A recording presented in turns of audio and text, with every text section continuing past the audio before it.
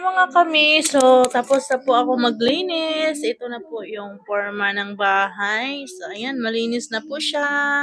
And yes, dito, napalitan ko na rin. Yun yung baby ko. Gising na.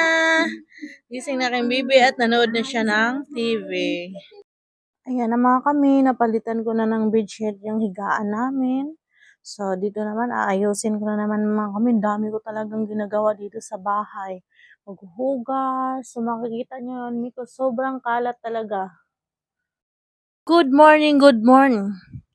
Good morning mga kami. This morning is maglilinis ako ng bahay namin while my baby tulog. So, ito talaga ang ginagawa ko mi kapag tulog ang aking baby. So, ito pang aking baby. Ayan, tulog ng aking baby. So, habang tulog ang aking baby, ako naman ay magmikos-mekos ako dito. So, as you can see mga kami, sobrang kalat talaga. So, ganito talaga mga kami, no? Kapag may baby ka na, hindi talaga on time na malinisan yung bahay. So, tsaka ka na makapaglinis kapag tulog yung baby.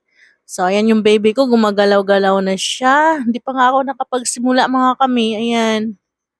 Ayan siya.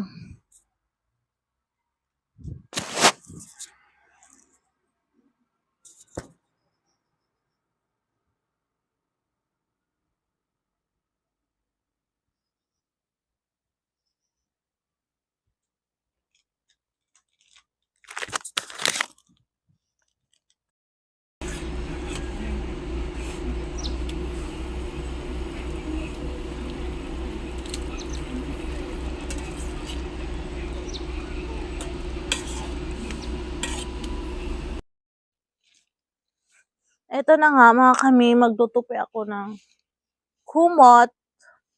So, ito yung kumot ng baby ko. So, tutupiin ko. And then, after nito, magtutupi ako ng mga damit ko. So, papasok natin sa box.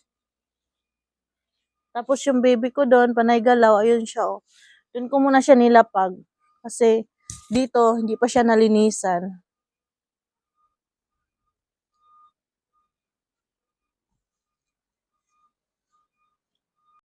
Dito kami banda magpaaraw ni Shinshen. So, medyo hindi pa siya, taas pa yung araw. Yan kasi si Haring Araw, ang layo. Kasi doon sa amin lang. Guys, dito kami magpaaraw ni Shinshen. So, ayan si Haring Araw. Medyo wala pa, hindi pa gaano lumalabas si Haring Araw. Hindi pa siya lumalabas. Ayan.